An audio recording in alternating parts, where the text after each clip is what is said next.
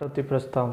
कटौती प्रस्ताव में नीतिगत कटौती बजट को अस्वीकार कर दिया जाता है और 1 रुपये दिया जाता है। यानी कि कटौती प्रस्ताव में प्रकार देखते हैं तो नीतिगत कटौती बजट को अस्वीकार कर दिया जाता है और 1 रुपया दिया जाता है नीतिगत कटौती में। अर्थगत कटौती बजट के कुछ भाग को कम कर दिया जाता है। अर्थगत में तो कुछ कम कर दिया जाता है।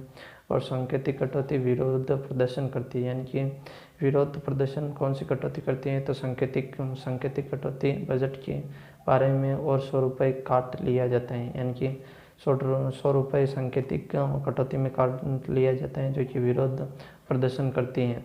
और अर्थगत कटौती में बजट के कुछ भाग को कम किया जाता है, जबकि नीतिगत कटौती में बजट को अस्वीकार कर दिया जाता है। पूरे बजट को यह अस्वीकार कर दिया जाता है और 1 रुपया दिया जाता है 1 रुपया दिया जाता है। बुलेटिन क्या है? बजट पर बहस नहीं कर सकते हैं, केवल मतदान कर सकते हैं। बुलेटिन क्या है? तो बुलेटिन बजट पर बहस नहीं कर सकते हैं, केवल मतदान कर सकते हैं। बुलेटिन से तात्पर्य बजट पर बहस नहीं कर सकते, बजट पर बहस नहीं कर सकते हैं, केवल मतदान कर सकते हैं। बजट पर बहस नहीं कर सकते, केवल मतदान कर सकते हैं। बुलेटिन का अर्थ बजट पर बहस नहीं कर सकते, केवल मतदान कर सकते हैं। बजट के प्रकार। बजट 3 प्रकार के हैं। आम बजट पूरे वर्ष के लिए आय व्यय। आम बजट पूरे वर्ष के लिए आय व्यय। अंतरिम बजट चुनावी वर्ष में आता है। अंतरिम बजट किस वर्ष में आता है तो चुनावी वर्ष में अंतरिम बजट आता है और ये आय और व्यय दोनों पे होता है। बजट के प्रकार। आम बजट पूरे वर्ष के लिए आय व्यय। आम बजट में पूरा वर्ष और अंतरिम बजट कब आता है तो चुनावी वर्ष में आता है आय व्यय से संबंधित। यानी कि अंतरिम बजट तो चुनावी वर्ष में आता है। चुनावी वर्ष में कौन सा बजट आता है तो अंतरिम बजट आता है और पूरे वर्ष के लिए आम बजट। लेखानुदान 116 चुनावी वर्ष में आय नहीं, जबकि व्यय का होता है। लेखानुदान चुनावी वर्ष में अनुच्छेद 116 कहता है लेखानुदान चुनावी वर्ष में आय काउंट नहीं होती, जबकि व्यय काउंट होता है। 117 वित्त विधेयक विकास कार्य व्यय। वित्त विधेयक 117 विकास कार्य व्यय लोकसभा और राज्यसभा और राष्ट्रपति पुनर्विचार के लिए। यानी कि वित्त विधेयक लोकसभा में प्रस्तुत होगा, फिर राज्यसभा में प्रस्तुत होगा और राष्ट्रपति पुनर्विचार के लिए भेज सकती हैं। 118 समिति 2 तरह की होती हैं, अस्थायी समिति और स्थायी समिति। अस्थायी समिति में प्रवर समिति और संसदीय समिति।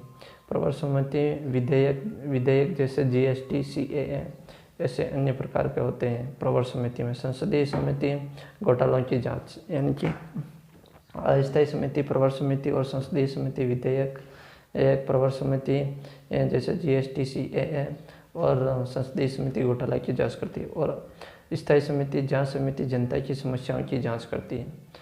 स्थायी समिति में जांच समिति, अन्वेषण समिति SC ST से संबंधित है। अन्वेषण समिति किनसे संबंधित है तो अन्वेषण समिति SC ST से संबंधित है। अन्वेषण समिति SC ST से संबंधित है। और सेवा समिति संसद के सदस्यों को क्या क्या सुविधा दी जाती है, वेतन, पेंशन आदि। सेवा समिति में संसद के सदस्यों को क्या सुविधा दी जाती हैं, वेतन, भत्ते, पेंशन आदि।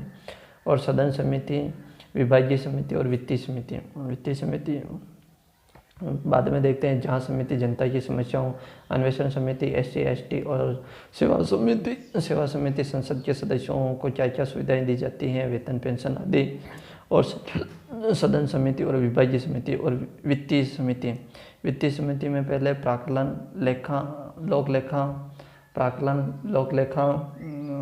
प्राक्कलन लोकसभा में 30, राज्यसभा में 0 और लोकसभा में 15 और 22 और राज्यसभा में 7। लोक लेखा समिति का अध्यक्ष विपक्ष नेता होता है। यानी कि लोक लेखा समिति का अध्यक्ष कौन होता है तो लोक लेखा समिति का अध्यक्ष विपक्ष नेता होता है। कौन होता है तो विपक्ष नेता होता है। लोक उपक्रम समिति सरकारी कंपनियां लोकसभा में 15 और राज्यसभा में 7, टोटल 22 लोक उपक्रम। और दोनों समितियों को एक दूसरे की जुड़वा बहन करते हैं, यानी कि दोनों समितियों को प्राक्कलन, लोक लेखा और लोक उपक्रम समिति, इनको दोनों समितियों को एक दूसरे की जुड़वा बहन कहा जाता है।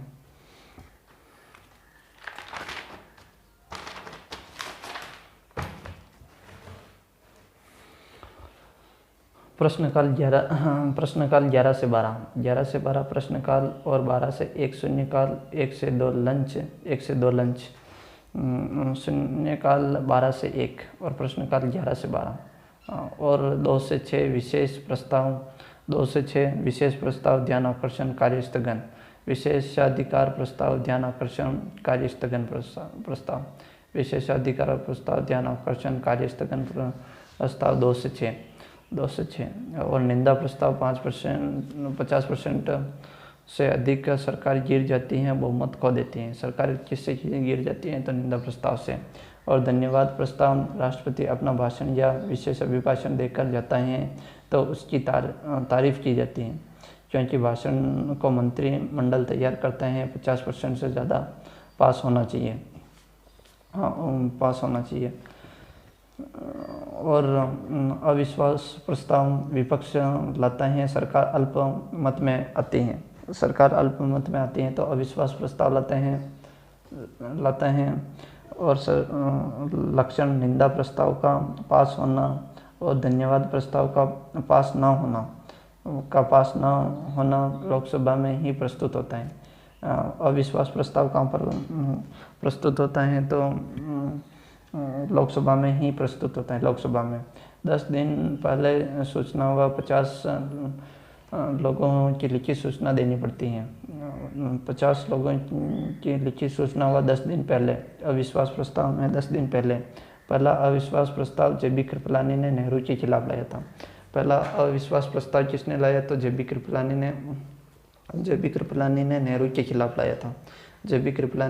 के खिलाफ लाया था। विश्वास प्रस्ताव बहुमत 50%, यानी कि 273 से अधिक। और प्रश्नकाल में ये देखने थे तारांकित प्रश्न, यानी कि मौखिक पूछे जाते हैं। तारांकित में पूरक 5, टोटल 20 होते हैं। अतारांकित में लिखित व पूरक नहीं पूछ सकते। अतारांकित में लिखित प्रश्न पूछे जाते हैं और पूरक नहीं पूछे जाते। और अल्प सूचना और गैर सरकारी। तारांकित तो मौखिक होता है और अतारांकित लिखित होता है। तारांकित में पूरक प्रश्न पूछते हैं जो कि 5 और 20 होते हैं, 5 से 20 होते हैं। और अतारांकित में पूरक प्रश्न नहीं पूछे जाते हैं। आर्टिकल 120 संसद की भाषा। अनुच्छेद 120 संसद की भाषा।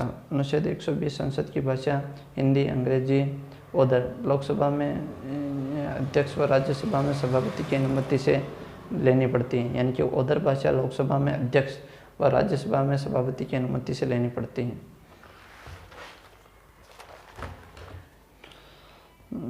122 में क्या हो रहा है?